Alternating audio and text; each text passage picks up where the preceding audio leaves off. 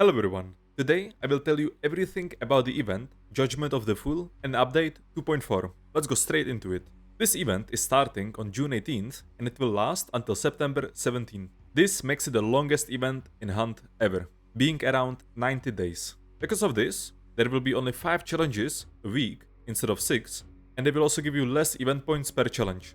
But that is to compensate for the 90 days event. Blood bonds rewards should still be the same, 50 blood bonds per week. Let's go over the biggest changes and additions in this update. So finally, the map DeSalle is back after being reworked into the new engine, and it's beautiful. With the rework, DeSalle stands out in its colors, atmosphere, but also lighting. There are new time of days made only for DeSalle called Clear View, Ember Sky, and Pressing Fog. These are very similar to already existing ones, but they are specifically tuned only for DeSalle.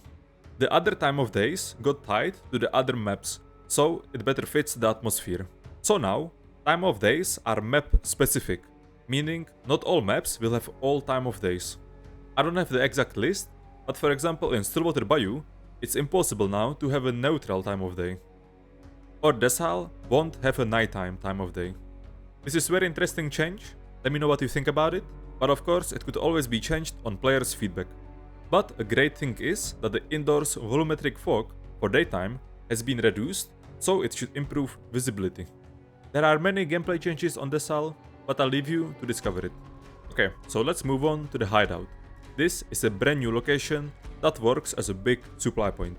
There you can find pretty much all lootable items in the world, but also old sealed rewards and a brand new trade wager spur, where if you interact with a spur, you can exchange one pledge mark for one random trade. However, it does not give you scars or burn trades. The event exclusive trades are Catalyst for 1 pledge mark, more about that later. Then we have a Corpse Seer for 2 pledge marks and Gunrunner for 3 pledge marks. Catalyst trade is a brand new, and on its own it does nothing, but it enables conditional effects for existing trades. So if you have Catalyst trade, you can boost your other traits like Beast Face. You will never trigger animals. Or Pain Sense, you can see hunters low on stamina in Darkside. Vigilant, you can see traps in Darkside up to 50 meters. Kite Skin is a new one. You will never die from fall damage, it will be locked to 1 HP at minimum. Then there is Frontiersman. Only as a solo, you get 2 extra charges of your tools instead of 1. So for example, you can have 3 spears or 5 medkits. And then there is Fanning, which enables fanning to medium slot pistols with stock and Haymaker. These weapons are very fun, but have slightly slower fire rate than the fanning pistols without the stock. The pledge mark system still works the same.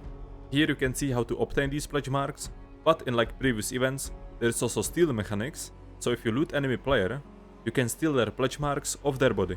This is all for the event stuff. I will show you the battle pass and other bloodbond skins like inspects at the end of the video. But let's go over the general update changes, because they are quite big. Ursa Mortis, the bear, is officially coming back, but now it's called Brute. It has pretty much the same HP and attacks, except you will randomly find it roaming in the forested areas. It's like a special AI like Meathead, so it has 50% chance to drop a trait. Let's kick off the gunplay changes with a sweet one. Uppercut is getting the reserve ammo reverted, going back to 9 from 6, so thanks Crytek. But now, we are getting the biggest change of how damage works in Hunt in years.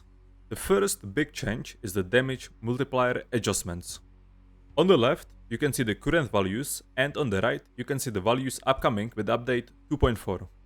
These changes basically mean that you will do higher damage in other body parts at all ranges, making 2-tapping more consistent and allowing some weapons to kill you with 2 arm shots where they couldn't before. The second big change is normalizing damage drop-off. This is the range where weapons start to lose its base damage. Now, all compact ammo weapons start losing damage at 20 meters, medium ammo at 30 meters, and long ammo at 40 meters. This is how it used to be for rifles, but silencers and pistols usually had a worse damage fall-off. For example, compact ammo pistols, they started losing damage at 10 meters, but now they will start at 20 meters. For uppercut, it goes from 30 meters to 40 meters. And as I said, this also goes for the silencers, so the damage fall-off will start at the same ranges as with the non-silenced variants. FMG ammo and Spitzer ammo still works the same, giving you 10 extra meters before the damage fall-off kicks in, and it also retains more damage on distance. The third big change is change to minimum damage you can deal. This means at all ranges you will do at least 25 or 50 damage. Your damage will never go below it, and it will depend on where you hit, like a body part, and with what weapon you're gonna hit. The whole list is little overwhelming, so pause if you need, but basically this will increase damage on long distances, making every shot to be more significant and meaningful. But of course, wallbangs still reduce the damage below the 25 or 50. Another damage change was done to silencers' damage reductions. Now only the long ammo silencers will suffer from 10% damage decrease, but compact ammo and medium ammo silencers now only get 5% damage decrease. But with all the changes that I mentioned above, you will still deal more damage on distance than before. Big complaint since 1896 launch was downed burning speed. In this update, there are pretty big changes to it. Introducing two types of burning while downed, fast burn and a slow burn. A downed body will be fast burning if the player is laying in the fire source, like lantern, firebomb, or in an oil patch. The speed of the fast burn is pretty much the same as we are used to right now, but in the moment the fire source disappears, it will still fast burn for 5 seconds until it sizzles down to the slow burn speed. And the slow burn is 45% slower than a fast burn, so that's quite a difference. So because flare guns and fusees are not a fire source, using them at hunters will cast first the 5 seconds of the fast burn, and then it will sizzle down to the slow speed. It's very easy to notice visually and also audio wise, but you can actually reignite the fast speed if you shoot another flare or throw another fuse at the player, but it will only last 5 seconds before switching to the slow burn again. Also with these changes you can burn bodies that are underwater, but it's gonna be at a very slow speed. From here, let's jump into the trait changes. What's better way to start than with Soul Skin? Because of the burn changes, Soul Skin has no longer any effect on burning while down, but it's improved for burning while you are alive. First, it keeps the burn to medium intensity and will not escalate to intense. This also makes the hold F to stop burning process maximum of 3 seconds. And the trait also costs 2 trait points now. Then we have Fast Fingers trait, and finally the cost got reduced back to 4 points from 6 points, so thank you for that. And a Silent Killer trait now removes the grunt death sound effect fully while killing them, making it even quieter than before. This surprisingly works with probables as well, so you can kill grunts quietly anywhere in the body. Now let's go with some quality of life changes. First one is that with the traps, if you disarm it, and you also have traps on your hunter, instead of dropping on the ground, it will automatically go to your inventory and replenishes the missing trap, making moving traps around and stealing them more useful. If you are full on traps, it's gonna drop on the ground as usual. And talking about traps, the warning sound of Dark Dynamite Satchel got reduced and it's way quieter than before.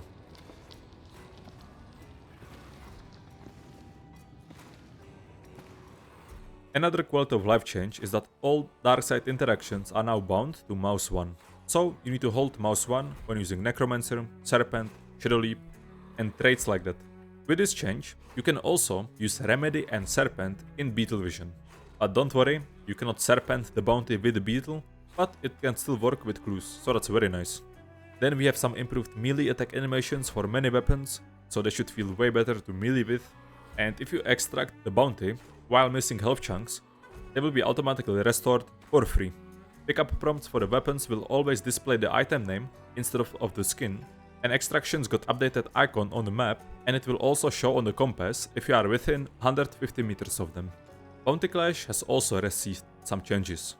Now it will also affect your MMR rating, but it's gonna be separate from Bounty Hunt, meaning 2 game modes won't affect each other's MMRs, but they each have separate one. The overall playable area in Clash got increased, so now the radius is a bit bigger. We are getting 3 new compounds from DeSalle. It's Lower DeSalle, Fort Bolden and the first Testimonial Church. O'Donovan Stone is returning to the Clash with the updated spawns and extraction points. But Blackthorn Stockyard is getting removed from the map pool based on the players' feedback. There is also some spawn point adjustments for Reynard, Deadfall and East Mountain Corn. One of the biggest changes this update I'm excited for is the audio changes. Let's go quickly over the changes. but this is something that you need to hear and experience it to feel it. The devs reduced the volume of various ambient sounds and also some specific frequencies to improve the game readability and clear audio. Big change was done to vertical audio inside buildings, so now the steps above you will sound more bassy and direct, while the footsteps below you will sound more hollow and sharp. You can definitely hear the difference, so I'm excited for this one. There are improvements to the gunshot audio, like readability over shots on distance, and some weapon-specific adjustments. The volume of Centennial silencer and a crack silencer is slightly increased, the sound you do while walking through hanging chains got decreased, and that one ambient cow sound got removed because it sounded too similar to the alarm cow. Another good one is that increased volume of crouching on a mud surface and improved audio around the basement entrance at Healing Waters Church. Let's jump into the UI improvements. The devs said there is over 100 bug fixes, but I will only go over the biggest UI changes. One of the best changes was done to the loadout menu. Now you can see all 10 loadout presets and it overall feels way more satisfying to use. You also have a loadout tab on the top of the screen for faster access. Then we have the 300 selection, got changed to what we were used to before 1896, so you can see them all at once with all their loadouts. But my favorite change has to be the in-game pause menu. And I'm not afraid to say, this is the best version of pause menu we've ever got in Hunt. Because now you can see all your hunter loadouts, your hunter level, but the best thing is, you can see real-time health chunks of your teammates. This is very useful when you need to check if your teammate is burning on the floor, how many bars they have remaining. So having this real-time updating is so nice. As I mentioned, there are other adjustments pretty much to all screens in the game, but I will suggest you feel it for yourself once it's live. Same goes for voice chat improvements. There are some improvements, but let's just hope it's gonna work as intended now. Let's go over some AI changes. Big new feature is hunter bots. Now, don't be scared. These hunter bots are only for new players that are in trainee mode, which is until rank 11. These bots are meant to help with onboarding for new players. They always spawn as a team of 2, slowly make their way towards the player, and then they're gonna simulate a gunfight. These bots react to PvE, but they can still kill you, and if you get too close, they can melee you. They can use medkits and heal up, but they still can't revive each other or kill boss targets. Other than that, there are bug fixes for pretty much all AI types in Hunt. You should notice some smoother PvE experience, with some adjustments made to the melee combat in general against AI, making their killing more predictable and consistent. Some AI might take less hits to kill, some maybe more. I notice that now you can kill hellhounds with heavy stab of knuckle knife, which wasn't possible before. Or for example, if you kill AI with fuse or flare, they will instantly die without running towards you for a few seconds. This is pretty much everything for this update that is launching on June 18, and if you have any questions, you can ask me in the comments. With this, I would also like to invite you to my Twitch channel for Twitch drops, which are starting in the same day. You can get free brand new exclusive rewards and supply crates for free equipment and $100. For the rest of the video, you can see the new battle pass, the skins, and the new inspect animations. I'll see you on the 18th.